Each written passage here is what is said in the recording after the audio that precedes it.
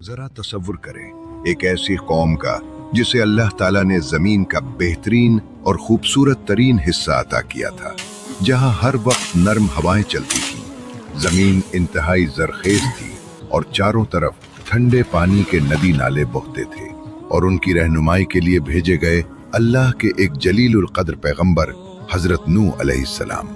मगर जरा सोचिए तो सही, न 10 साल न 50 साल बल्कि पूरे 950 साल तक एक ही शख्स, एक ही पैगाम मुसलसल एक ही कौम को समझाता रहा। लोगों, सिर्फ एक अल्लाह की इबादत करो वरना तुम पर दर्दनाक अजाब आएगा। मगर जवाब में क्या मिला? सिर्फ मजाक, तंज और शदीद दुश्मनी। वो कहते, यहाँ से चले जाओ, हम किसी अल्लाह को नहीं मानते। फिर बिलाखिर वो दिन आ ही गया जब आसमान ने पानी के दहाने खोल दिए और जमीन ने अपने सीने में छुपाए हुए उबलते चश्मे फोड़ दिए, और देखते ही देखते सब कुछ एक गहरे और खौफनाक तूफान में डूब गया। याद रहे कि कौम नूह हजरत आदम अलैहिस्सलाम के बाद इंसानी तारीख की सबसे कदीम कौमों में से एक थी, और अक्सर रिवायात के मुताबिक ये लोग बाबुल यानी आज के इराक के गिरदो नवाह में आबाद थे। क्या शानदार मंजर था वो! हुसीन जमीन, लहलहाती फसलें और उनके जिस्म, तौबा! इतने ताकतवर और मजबूत जैसे लंबे ऊंचे पहाड़ हों। ये वो लोग थे जिनकी जिस्मानी कुव्वत आज के इंसानों से कहीं ज्यादा थी, मगर फिर उनमें एक नई और अजीब फितरत पैदा हुई और शिर्क का बीज उगने लगा। अफसोस, कौम नूह के पास दुनिया की हर नेमत थी, मगर वो अल्लाह की सबसे बड़ी नेमत यानी तौहीद को भूल बैठे। रिवायात में आता है कि शुरू में ये लोग जिन हस्तियों को याद करते थे वो दरअसल अल्लाह के नेक बंदे थे, मगर लोगों ने सोचा कि क्यों ना उनकी याद कायम रखने के लिए उनकी तस्वीरें और मुजस्समे बना लिए जाएं। बस फिर क्या था, तस्वीर से ताजीम शुरू हुई, ताजीम सजदे में बदली और सजदा बिलाखिर शिर्क बन गया। वो उन बुतों को पुकारने लगे, ऐ हमारे माबूद, हमारी मुश्किलें आसान कर दे, हमारी जिंदगी में सुकून भर दे। कुरान करीम हमें बताता है कि इन सरदारों ने अपनी कौम से कहा, हरगज़ अपने माबूदों को मत छोड़ना, न वुद को, न सुआ को, न यगूस को, न याऊक को और न नसर को।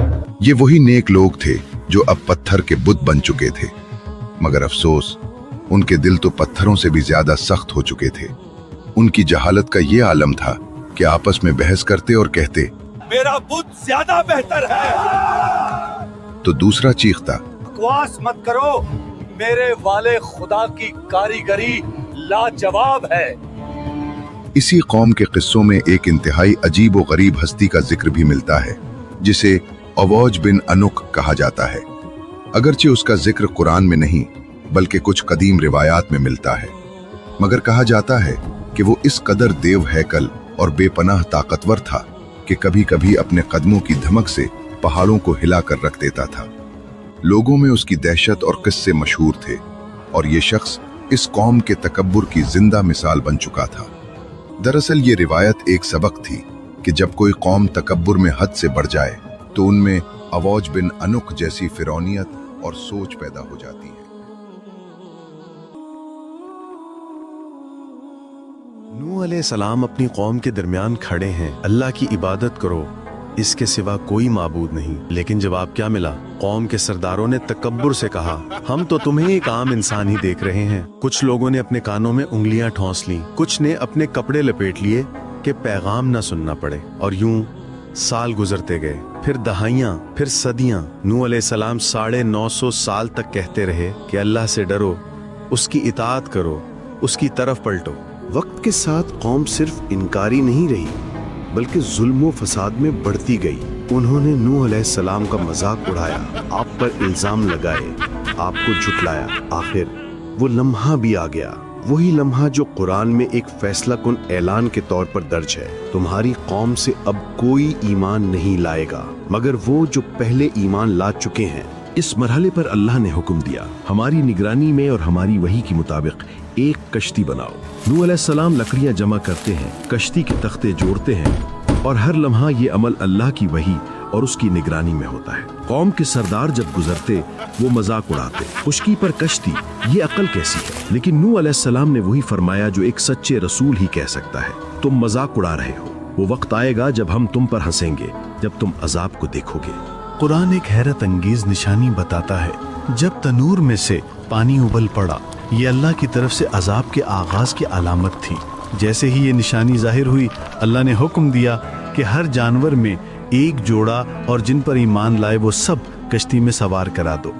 ایمان لانے والے کم تھے، بہت کم، لیکن وہی اللہ کی نظر میں کامیاب تھے۔ پانی زمین سے بھی پھوٹا، آسمان بھی کھل گیا۔ قرآن کہتا ہے کہ آسمان نے موسلا دھار پانی برسایا، زمین نے اپنے چشمے پھاڑ دیے، پانی اوپر سے بھی نیچے سے بھی، زمین ایک ابلتا ہوا دائرہ بن گئی، اور یوں وہ قوم جس نے 1000 سال حق ٹھکرایا اب اللہ کے فیصلے کے سامنے کھڑی تھی۔ قرآن کے الفاظ ہیں، وہ طوفانی موجوں میں ایسے چل رہی تھی جیسے پہاڑ ہو۔ اس دوران ایک دل توڑ دینے والا منظر بھی قرآن بیان کرتا ہے۔ نوح علیہ السلام نے اپنے بیٹے کو دیکھا، وہ جو ایمان نہیں لایا تھا۔ آپ نے پکارا، بیٹا ہمارے ساتھ سوار ہو جاؤ، کافروں کے ساتھ نہ ہو۔ بیٹے نے بولا، میں پہاڑ کی پناہ لے لوں گا، وہ مجھے بچا لے گا۔ نوح علیہ السلام نے جواب دیا، آج اللہ کے حکم سے کوئی نہیں بچا سکتا مگر جس پر وہ رحم کرے۔ اور پھر قرآن کہتا ہے، موج دونوں کے درمیان آ گئی اور وہ ڈوبنے والوں میں شامل ہو گیا۔